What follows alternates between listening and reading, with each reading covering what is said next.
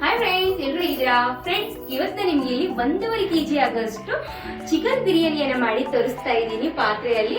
ಅದು ಇವತ್ತು ನಿಮ್ಗೆ ಇಲ್ಲಿ ಸ್ಪೆಷಲ್ ಆಗಿ ತಮಿಳ್ನಾಡಲ್ಲಿ ಯಾವ ರೀತಿ ಬಿರಿಯಾನಿ ಮಾಡ್ತಾರಲ್ಲ ಅದೇ ರೀತಿ ಮಾಡಿ ತೋರಿಸ್ತಾ ಇದ್ದೀನಿ. ಸೊ ಟೇಸ್ಟ್ ಯಾವ ರೀತಿ ಇರುತ್ತೆ ಅಂತ ಕೂಡ ಖಂಡಿತ ಹೇಳ್ತೀನಿ. ಸೊ ಸೂಪರ್ ಆಗಿರುವಂತ ಒಂದು ರೆಸಿಪಿಯನ್ನ ಇವತ್ತು ನಿಮ್ ಜೊತೆ ಶೇರ್ ಮಾಡ್ತಾ ಇದ್ದೀನಿ. ಸೊ ಈ ವಿಡಿಯೋನ ಎಲ್ಲಿ ಸ್ಕಿಪ್ ಮಾಡಿದ್ದೀನಿ ಪೂರ್ತಿ ನೋಡಿ, ಖಂಡಿತ ನಿಮ್ಗೆ ಇಷ್ಟ ಆಗುತ್ತಲ್ವಾ?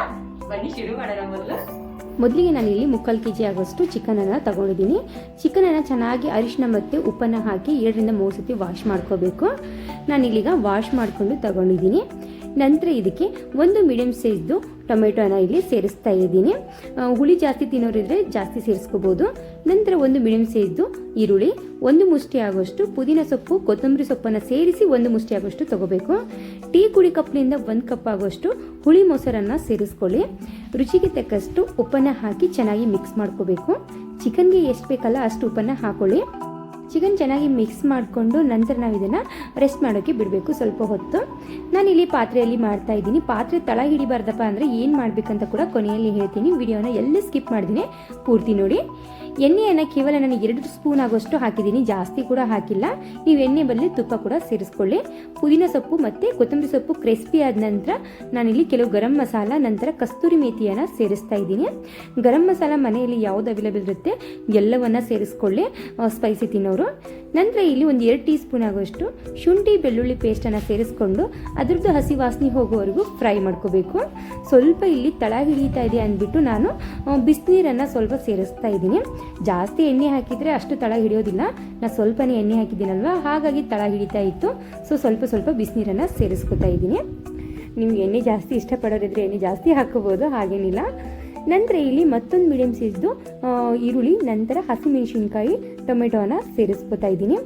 ಖಾರ ಸ್ವಲ್ಪ ಕಡಿಮೆನೇ ಹಾಕ್ಕೊಳ್ಳಿ, ಯಾಕಂತ ನಾನು ಕೊನೆಯಲ್ಲಿ ಹೇಳ್ತೀನಿ. ನಂತರ ನಾನಿಲ್ಲಿ 3/4 kg ಆಗೋಷ್ಟು ಅಕ್ಕಿಯನ್ನು ಚೆನ್ನಾಗಿ ಒಂದು 3 ರಿಂದ 4 ಸತಿ ವಾಶ್ ಮಾಡ್ಕೊತಾ ಇದ್ದೀನಿ.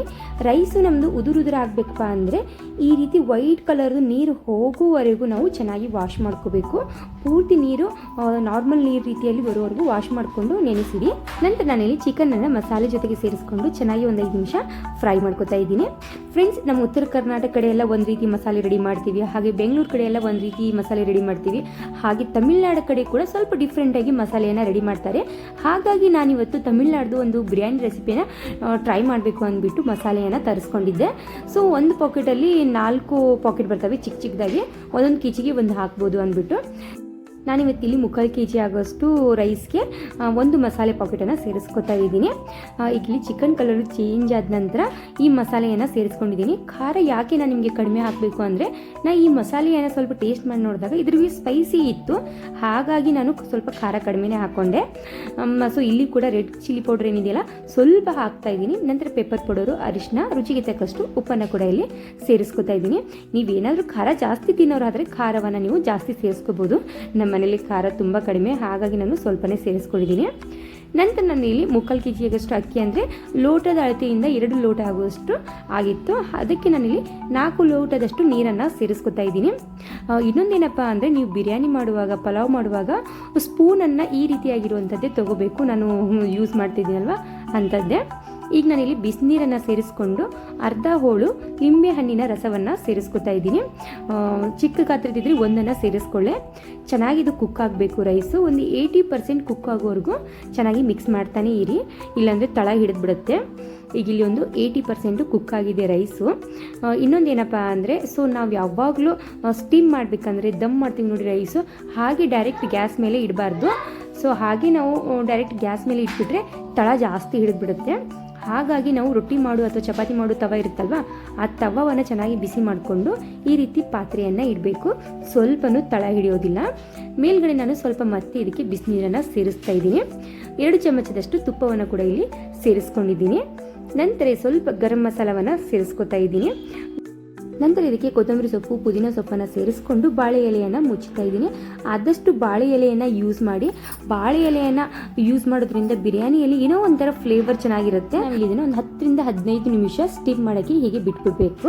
ಸೊ ನಾನಿಲ್ಲೊಂದು ಕಲ್ಲನ್ನು ಇಟ್ಬಿಟ್ಟು ಸ್ಟೀಮ್ ಮಾಡ್ತಾ ಇದ್ದೀನಿ. ಫ್ರೆಂಡ್ಸ್ ಈಗ ಪೂರ್ತಿ ತಣ್ಣಗಾಗಿದೆ.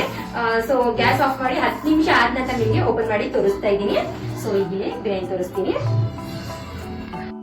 ಫ್ರೆಂಡ್ಸ್ ಪ್ಲೇಟ್ ಓಪನ್ ಮಾಡ್ತಾ ಇದ್ದಂಗೆ ಸ್ಮೆಲ್ ಮಾತ್ರ ಸಿಕ್ಕಾಪಟ್ಟೆ ಚೆನ್ನಾಗಿ ಬರ್ತಾ ಇತ್ತು. ಟೇಸ್ಟ್ ಯಾವ ರೀತಿ ಇದೆ ಅಂತ ಸೊ ಹೇಳ್ತೀನಿ.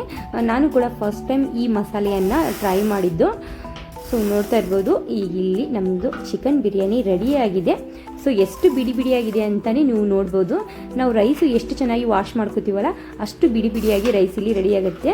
ಫ್ರೆಂಡ್ಸ್ ಈ ವಿಡಿಯೋನ ನೀವು ಫಸ್ಟ್ ಟೈಮ್ ನೋಡ್ತಾ ಇದ್ರೆ ಪ್ಲೀಸ್ ನಮ್ಮ ಚಾನಲ್ಗೆ ಸಪೋರ್ಟ್ ಮಾಡಿ. ಹಾಗೆ ಪಕ್ಕದಲ್ಲಿರುವಂಥ ಬೆಲ್ಲೈಕನನ್ನು ಆಲ್ ಅಂತ ಪ್ರೆಸ್ ಮಾಡಿ. ನಾನು ಮಾಡ್ತಾ ಇರೋಂಥ ಪ್ರತಿ ಒಂದು ವಿಡಿಯೋನು ಫಸ್ಟ್ ನಿಮಗೆ ನೋಟಿಫಿಕೇಶನ್ ಆಗಿ ಬರುತ್ತೆ. ಹಾಗೆ ನಾನು ಕೂಡ ಇವತ್ತು ಫಸ್ಟ್ ಟೈಮ್ ತಮಿಳ್ನಾಡ್ದು ಒಂದು ಮಸಾಲೆಯನ್ನು ಟ್ರೈ ಮಾಡಿದ್ದು. ಸೊ ಯಾವ ರೀತಿ ಇದೆ ಅಂತ ಟೇಸ್ಟು ಒಂದ್ಸತಿ ಚೆಕ್ ಮಾಡೋಣ.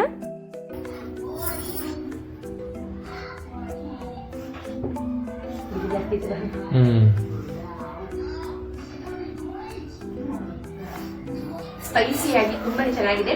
ಸೊ ನಿಮ್ಗೆ ಏನಾದ್ರು ಬೇಕಪ್ಪ ಅಂದ್ರೆ ಇದು ಕೆಳಗಡೆ ಲಿಂಕ್ ಅನ್ನು ಕೊಡ್ತೀನಿ, ಮಸಾಲೆದು ಒಂದ್ಸತಿ ಚೆಕ್ ಮಾಡ್ಕೊಳ್ಳಿ.